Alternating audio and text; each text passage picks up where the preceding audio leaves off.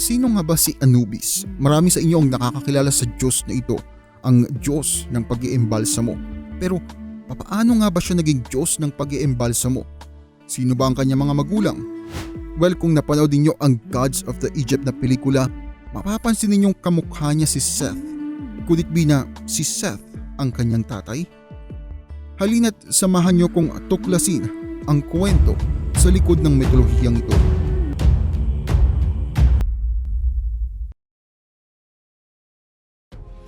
Si Anubis ay isang itim na jackal, isang hybrid ng tao at ng aso. Mayroon itong matipunong katawan ng lalaki at isang ulo ng aso. Itim ang kulay nito, hindi dahil ang mga aso ng Egyptian ay mga itim, kundi ito ay dahil sinisimbol nito ang pagkakabulok ng isang katawan at ang malulusog na lupa ng Nile River, kung saan sumisimbolo din ng regeneration. Si Anubis ay ang protektor ng mga patay. Sinisigurado nito na napibigay ang kanilang karapatan kapag sila ay nilibing at sinasamahan ng mga ito sa kabilang buhay para asistihan sa kanilang paglalakbay. Si Anubis rin ang kauna-unahang Diyos na iginuhit ng mga Ehipto sa mga pader ng libingan para na rin sa proteksyon ng kanilang yumao. Kadalasan itong makikita kasama ang bangkay ng isang hari at binabantayan ng mummification at funeral nito. May mga larawan din na kasama nitong nakatayo sila Osiris, Thoth at iba pang mga Diyos sa Hall of Truth, kung saan tinitimbang ang puso ng yumao. Ang pinakapopular na depiksyon ni Anubis ay ang nakaupo o nakatayo, hawak-hawak ang golden scale at sinusukat ang puso ng isang kaluluwa laban sa isang puting balahibo o white feather of truth. Ang anak nito na si Quebeth o Kabeshe ay nagbibigay ng malamig na tubig sa mga kaluluwa sa Hall of Truth at kino-comfort ang mga kaluluwa na kamamatay pa lamang. Si Anubis ay Egyptian god of mummification.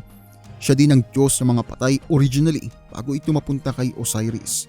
Siya din ang Diyos ng mga ligaw na kaluluwa. Si Anubis ay isa sa pinakamatandang Diyos ng Ehipto. Possibly siya ay mula sa isa pang Diyos na isang jackal din o isang aso, si Wep-Wawet. Dahil dito, madalas napapagkamalan si Wep-Wawet ay si Anubis. Ang kanyang imahe ay nakita mula sa libingan ng mga hari noong First Dynasty ng Egypt, taong 3150 hanggang 2890 P4 Common Era. Nagkaroon na din ito ng mga tagasunod at kadalasan kinukuhit ang imahe nito para sa proteksyon. Pinaniniwalaan na si Anubis ay mayroong mga mababangis na aso at mga jackals kung saan hinuhukay ng mga ito ang nakalibing na mga patay noong pre-dynasty period ng Egypt, taong 6000 hanggang 3150 P4 Common Era. Kaya pinaniniwalaan na si Anubis ay isang Diyos ng mga aso at ginagamit din bilang proteksyon sa mga ito. Naglalagay din ng mga ancient Egyptians ng mga mababangong halaman sa kanilang mga yumao dahil naniniwala mga ito na inaamoy muna ni Anubis ang mga mami at ang mga pure lang ang sasamahan nito papuntang paraiso. Maraming kwento kung papaano nabuo si Anubis. May mga kwento na si Ra daw ang tatay ni Anubis at si Nephthys naman ang nanay. Ang iba naman si Seth daw, habang ang pinakapopular na version nito ay ang mga magulang nito ay sina Nephthys at Osiris. Ayon sa kwento, si Nephthys ay asawa ni Seth at nagwapuhan ito kay Osiris, ang kapatid ni Seth. Si Osiris naman ay may asawa at ito nga ay si Isis. Dahil nga gusto ni Nephthys si Osiris, isang araw nagbago ito ng anyo at ginaya nito si Isis at nagpakita kay Osiris. Nagtalik ang dalawa at dito nga nabuo si Anubis. Pero noong nalaman ni Osiris na ito ay si Nephthys, iniwan niya ito sa takot na malaman ng kapatid niya ang kanilang kataksilan.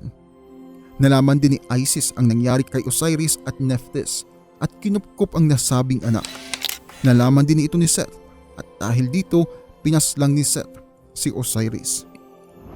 Ang Immute fetish o Anubis fetish ay isang bagay na laging sinasama ng mga Ehipto sa paglibing ng kanilang mahal sa buhay. Pinaniniwalaan na ito ay mayroong mga mahika o espiritu ni Anubis kung saan ito ay nauugnay sa mundo ng mga buhay at ng mga patay. Pinaniniwalaan na ito ang nagbibigay ng proteksyon sa mga yumao.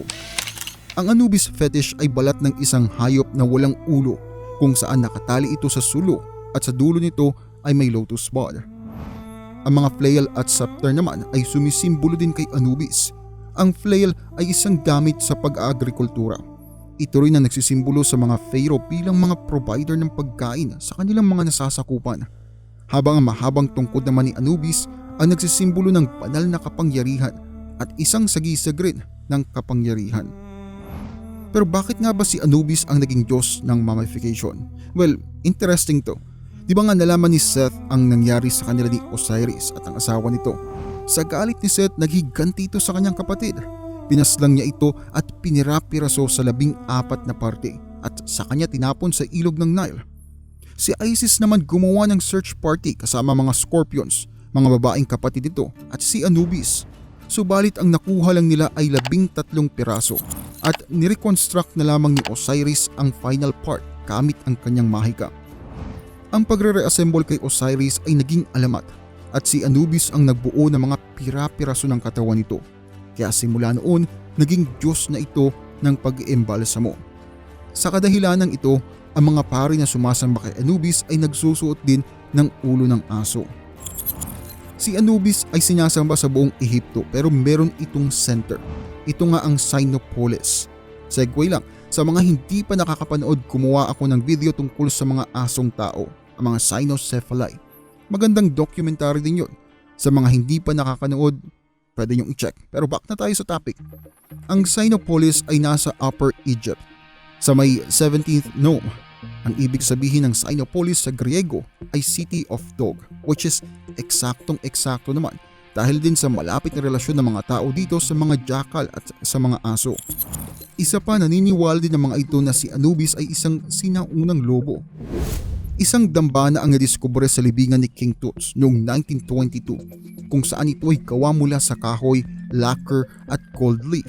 Sa dambanang ito, si Anubis ay nasa kanyang animal form. Simula pa nung sinaunang panahon, naging napakalaking misteryo na ang mortal na kamatayan at pumukaw na din ito ng atensyon sa mga sinaunang Ehipto pati na rin mga pharaohs. Si Anubis ang naging simbolo ng tinatawag na The Great Unknown dahil siya ang nagdadala ng mga patay sa kabilang buhay. Si Anubis ang nagbigay ng ideya na matapos ang mortal nating buhay ay naghihintay sa atin ng paglalakbay sa kabilang buhay. Hindi lang pag-iembalsamo ang nagpakilala kay Anubis, siya din ay may malalim na kaalaman sa anatomy. Kung nandito pa rin kayo sa puntong ito, maraming salamat sa inyong panonood.